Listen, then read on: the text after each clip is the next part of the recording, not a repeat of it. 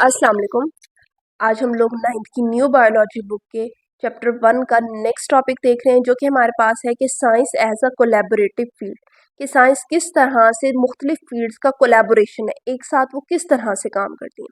तो यहाँ पे वो बात करते हैं कि science is a collaborative field. Science जो हमारे पास कोलैबोरेटिव फील्ड है इन विच जिसमें researchers from various disciplines, disciplines means के फील्ड्स, इसमें जो है मुख्तलिफ फील्ड से जो रिसर्चर्स होते हैं वर्क टुगेदर, एक साथ काम करते हैं टू सॉल्व कम्प्लेक्स प्रॉब्लम्स। जो मुश्किल प्रॉब्लम्स होती हैं उनको सॉल्व करने के लिए मुख्तलिफ फील्ड्स के रिसर्चर्स जो होते हैं वो बैठ के उसको सॉल्व करते हैं।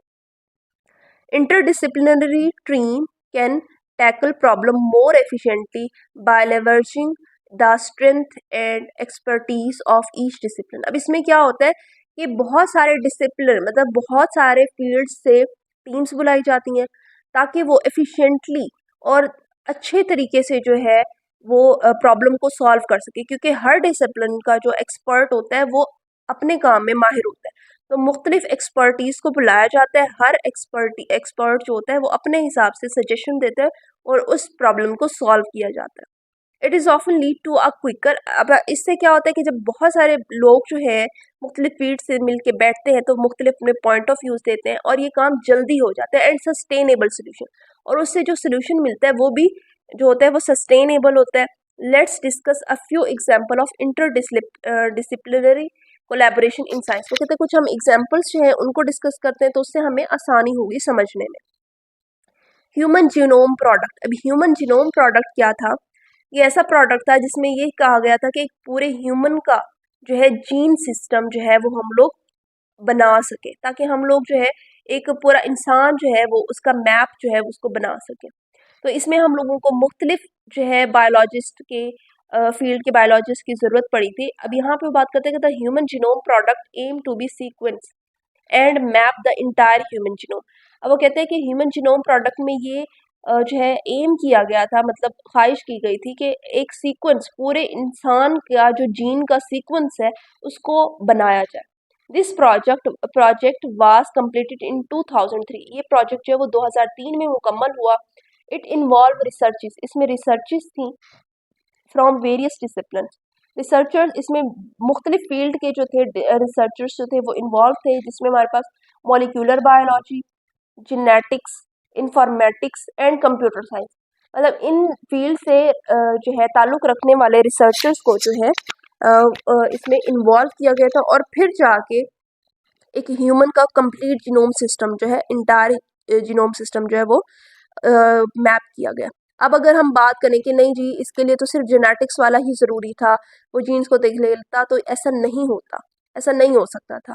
मॉलिक्यूलर बायोलॉजी मॉलिक्यूलर लेवल पे जाके देखा गया कि कौन सा लेवल, कौन सा जो है मॉलिक्यूल किस तरह से किस लेवल पर जो है वो ज़रूरी है। इंफॉर्मेटिक्स में तमाम जीन्स की इंफॉर्मेशन देखी गई। कंप्यूटर साइंस से जो है उसको जो है तरतीब दिया गया। तो ये सारी चीज़ें जो है बहुत ज़रूरी थी। तो इन तमाम रिसर्चर्स को एक ही उसमें एक ही प्रोजेक्ट के लिए हायर किया गया। नेक्स्ट हमारे पास आती है climate change research. Climate change require collaboration. Climate changes जो होती हैं वो कितने रिक्वायर करती हैं कि कोलैबोरेशन की जाए अमंग मैनी डिसिप्लिन्स, बहुत सारी फील्ड्स है such as atmospheric science. Atmospheric science को इसमें देखा जाता है, इकोलॉजी को देखा जाता है, इकोनॉमिक्स को देखा जाता है और सोशियोलॉजी को देखा जाता है कि सोशल सिस्टम जो हमारे पास एक है उसमें क्या सब हो रहा है किस तरह से। इकोनॉमिक्स को देखा जाता है कि अगर हम लोग क्लाइमेट चेंज करें तो इसका हमें फ़ायदा होगा या नुकसान होगा इकोनॉमिकली। इकोलॉजी एक इन्वायरमेंट होता है जिसमें मुख्तलिफ ऑर्गेनिज्म और मुख्तलिफ चीज़ें जो है प्लांट एनिमल आपस में किस तरह से आपस में जो है वो रह रहे हैं, तो इन सब चीज़ों को देखा जाता है। और एटमॉस्फेरिक साइंस तो मतलब क्लाइमेट चेंज में इन सब की जो है ज़रूरत पड़ती है। नेक्स्ट हमारे पास आती है medical research. Medical research often depend on interdisciplinary collaboration. For example cancer research involve oncologist. अब कहते हैं अगर कैंसर के लिए हमें मतलब रिसर्च के लिए कैंसर कंसल्टेंट चाहिए, ठीक है, biologist, biochemist, genetics, pharmacologist and statisticals. मतलब एक चीज़ के लिए अगर हम कैंसर रिसर्च भी कर रहे हैं तो उसके लिए हमें एक बायोलॉजिस्ट भी चाहिए, बायोकेमिस्ट भी चाहिए। बायोकेमिस्ट का क्या काम होगा कि वो देखेगा कि केमिकली चेंजेस आ रहे हैं। जेनेटिक्स में हम ये देखेंगे आया कि ये जीन्स के थ्रू तो ट्रांसफ़र नहीं हुआ, फार्माकोलॉजिस्ट जो है वो उसकी जो है मेडिसिन को जो है वो देखेगा कि इसके लिए क्या ज़रूरी है, इस तरह से किस तरह से इसकी जो है मेडिसिन बनाई जा सकती हैं। तो ये सारी जो है चीज़ें जो है कोलैबोरेशन जो है ये ज़्यादा सारी ज़रूरी होती है। नेक्स्ट हमारे पास आती है robotics and artificial intelligence. The field of robotics and AI is highly interdisciplinary. It involve computer science, इसमें computer science involve होती है, engineering involve होती है, mathematics होती है, neuroscience होती है एंड साइकोलॉजी। ये सारी चीज़ें यूज़ होती हैं तब जाके AI को जो है वो बनाया जाता है। This collaboration has lead to significant advancement in robotics system. वो कहते हैं इन कोलैबोरेशन की वजह से जो रोबोटिक सिस्टम है उसमें काबिल दीद जो है एडवांसमेंट्स देखी गई हैं। ऑटोनोमस व्हीकल्स में, ठीक है, उसके अलावा मशीन लर्निंग में एंड नेचुरल लैंग्वेजिंग प्रोसेस, इन सब चीज़ों में जो है एडवांसमेंट्स देखी गई हैं इन कोलैबोरेशंस की वजह से। नेक्स्ट हमारे पास स्पेस एक्सप्लोरेशन आती है। Organisation like NASA and the international space station involve scientist from various fields. इसमें वो कहते हैं कि जो साइंटिस्ट जो है वो मुख्तलिफ फील्ड से इन्वॉल्व करते हैं, इंक्लूडिंग एस्ट्रोफिजिक्स वाले, planetary sciences, engineering, biology and medicine. ये सारी चीज़ें जो है स्पेस एक्सप्लोरेशन में हेल्पफुल होती हैं। These collaboration enable scientist to investigate the cosmos. वो कहते हैं ये सारी कोलैबोरेशन जो होती हैं साइंटिस्ट के लिए एक साइंटिस्ट को इस काबिल बनाती हैं कि वो कॉस्मोस को, मतलब हमारी दुनिया से बाहर जो चीज़ें हैं उनको जो है इन्वेस्टिगेट कर सके। क्योंकि हमारी, अगर हम देखें, हमारी दुनिया से मुख्तलिफ माहौल होता है बाहर, ठीक है, तो उसमें एक बायोलॉजिस्ट की भी ज़रूरत है क्योंकि वो बताएगा कि बॉडी जो है बाहर जाके किस तरह से काम करेगी। मेडिसन्स मेडिसन्स की भी ज़रूरत हो सकती है कि वहाँ पे जाके बॉडी जो है वो किस तरह से फंक्शन करेगी, उसको क्या मेडिसिन चाहिए। उसके अलावा प्लानिटरी साइंस के प्लानट में किस तरह से जो है हमारे पास ग्रेविटी होती है, क्या चीज़ें होती हैं, ये सारी चीज़ें जो है मिल के एक जो है साइंटिस्ट होते हैं उसको इन चीज़ों को इन्वेस्टिगेट करने में हेल्प आउट करती है। नेक्स्ट हमारे पास जो टॉपिक है वो है साइंटिफिक मेथड। ठीक है, साइंटिफिक मेथड असल में हमारे पास वो स्टेप्स हैं जिसके थ्रू जो है हम कोई भी काम कोई भी जो है वो एक्सपेरिमेंट जो है वो करते हैं। तो यहाँ पे हमारे पास वो कहते हैं कि scientist take specific step for doing scientific work और रिसर्च। कि साइंटिस्ट होते हैं जब भी कोई रिसर्च करते हैं या साइंटिफिक वर्क करते हैं तो वो इन कुछ स्पेसिफिक स्टेप्स के ज़रिए जो है वो काम करते हैं। These steps are called scientific methods, और इन स्टेप्स को हमने साइंटिफिक मेथड्स का नाम दिया हुआ है। फॉर बायोलॉजिकल रिसर्च के लिए these are called biological method. जब हम बायोलॉजिकल रिसर्च कर रहे होते हैं तो इसको हम बायोलॉजिकल मेथड कहते हैं। There the following steps are involve in scientific method. वो कहते हैं हमारे पास फॉलोइंग स्टेप्स दिए हुए जो कि इन्वॉल्व है इन साइंटिफिक मेथड में। सबसे पहले हमारे पास आते हैं रिकॉग्निशन ऑफ साइंटिफिक प्रॉब्लम। सबसे पहले जो साइंटिफिक प्रॉब्लम है उसकी हमने पहचान करनी। नेक्स्ट हमने ऑब्जर्वेशन करनी है, उसका मुशाहिदा करने के वाकई इस तरह की प्रॉब्लम है या नहीं है। नेक्स्ट हाइपोथेसिस का मतलब होता है कि हम लोग एक स्टेटमेंट जो है वो देते हैं कि जिसमें हम ये प्रूव करते हैं कि इस तरह से अगर हम कर लें तो हमारा जो है हमारी जो प्रॉब्लम है वो सॉल्व हो जाएगी। नेक्स्ट आती है डिडक्शन। डिडक्शन में क्या होता है कि मुख्तलिफ जो साइंटिस्ट होते हैं वो आपस में बैठते हैं और वो ये देखते हैं कि अगर हम लोग जिस तरह से हाइपोथेसिस की बेस्ड पे वो बात करते हैं कि अगर हम ये काम कर लें तो वाकई में हमारा मसला हल होगा या नहीं होगा, अगर या फिर अगर हम ये काम करते हैं तो इसका रिजल्ट क्या होगा। तो ये डिडक्शन होती है। जब ये सारी बातें हो जाती हैं फिर एक्सपेरिमेंट्स किए जाते हैं और उनको जो है वो फिर ऑब्जर्व किया जाता है और उसकी बेसिस पे रिजल्ट्स निकाले जाते हैं। तो ये तमाम स्टेप्स हैं जिसमें हम लोग क्या करते हैं, कोई भी साइंटिफिक वर्क या रिसर्च करते हैं। तो अब हम लोग इसको वन बाय वन जो है वो डिटेल से स्टडी करते हैं।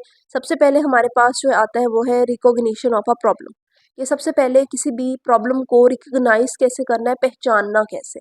ठीक है, तो इसमें वो बात करते हैं कि the first step involve identifying and defining a scientific problem.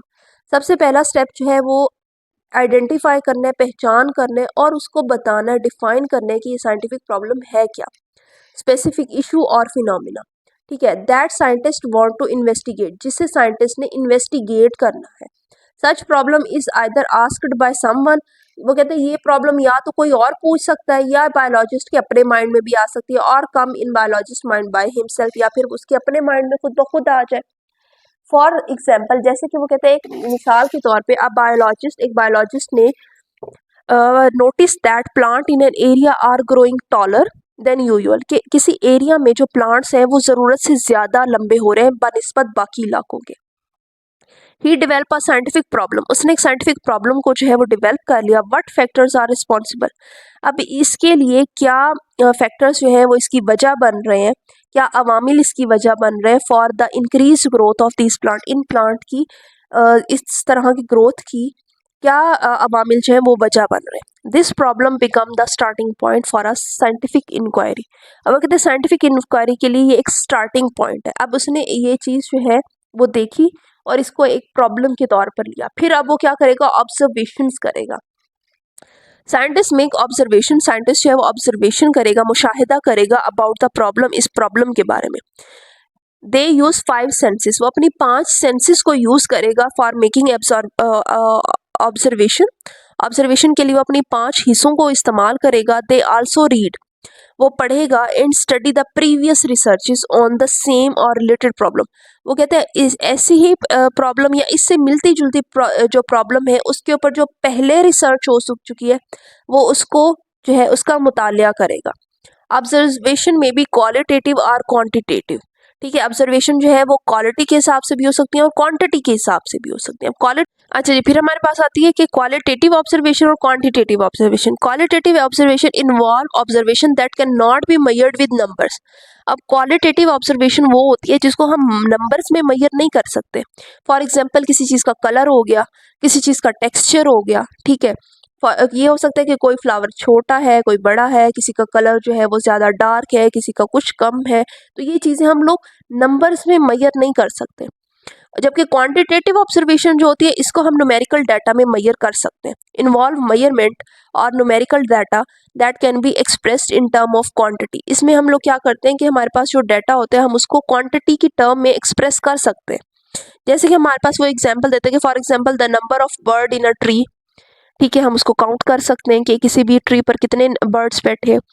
Quantitative observation are more accurate, जो क्वांटिटेटिव ऑब्जर्वेशन होती है वो ज़्यादा ठीक होती है देन क्वालिटेटिव, क्वालिटेटिव की निस्बत, क्योंकि वो हम लोग अपनी सेंसेस को यूज़ कर रहे होते हैं। फॉर एग्जांपल हम लोगों ने जो है कोई चीज़ कलर देखा है, हम कहते हैं ये ज़्यादा गहरा है और ये कम गहरा है, लेकिन ये हमारी अपनी ऑब्जर्वेशन है, ये हम लोगों ने मेजर नहीं किया किसी तरह से, तो वो इस वजह से कह रहे हैं कि क्वालिटेटिव ऑब्जर्वेशन जो है वो ज़्यादा एक्यूरेट नहीं होती। लेकिन क्वांटिटेटिव जो होती है, अगर फॉर एग्जांपल हमने एक ट्री पे 7 बर्ड्स हैं तो वो 7 ही रहेंगे, ठीक है, हमने उसको उसकी क्वांटिटी जो है वो फिक्स है।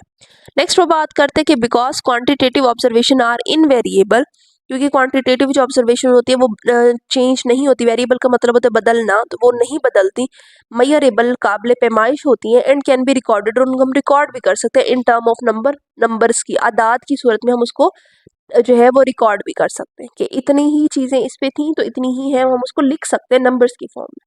लेकिन हम कलर को नहीं लिख सकते कि हाँ भाई कितना गहरा कलर था या कितना लाइट कलर था, ये चीज़ें हम लोग टेक्सचर कलर ये चीज़ें हम लोग जो है रिकॉर्ड नहीं कर सकते। अब हम लोगों ने ऑब्जर्वेशन कर ली, अब एक हमारे पास क्वालिटेटिव ऑब्जर्वेशन थी, हमारे पास क्वांटिटेटिव ऑब्जर्वेशन थी, अब हम लोगों ने उसके ऊपर हाइपोथेसिस बनानी है।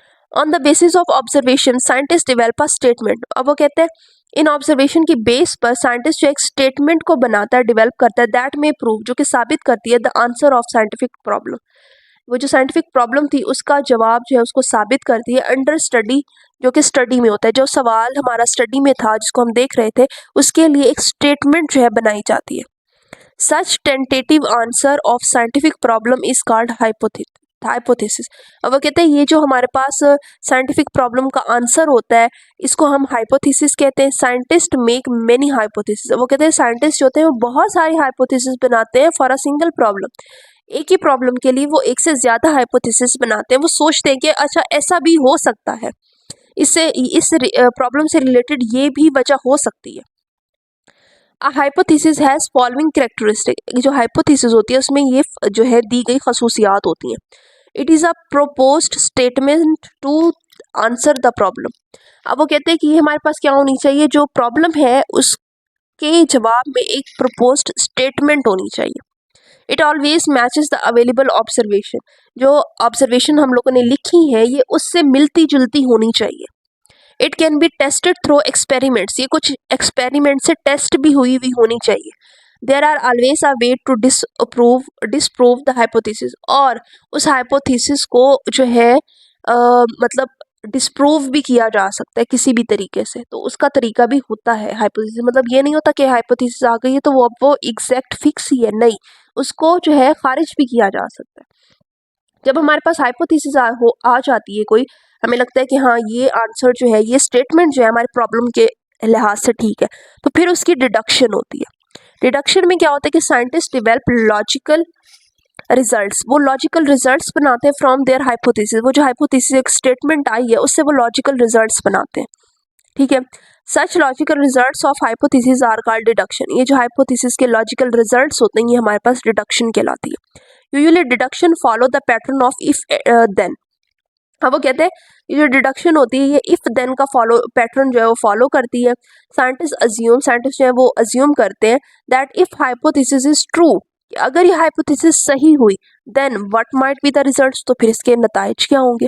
इस तरह से जो है वो डिडक्शन करते हैं। फॉर एग्जाम्पल यहाँ पे वो मजीद एग्जाम्पल भी दे रहा है कि हमारे पास क्या होती है, एक हाइपोथेसिस है लीफ डिस्कलरेशन, जो पत्ता है उसका रंग जो है वो खराब हो रहा है, and stunned growth in a plant, और पौधे की जो है वो ग्रोथ भी रुक गई है, are caused by a deficiency of iron in the soil.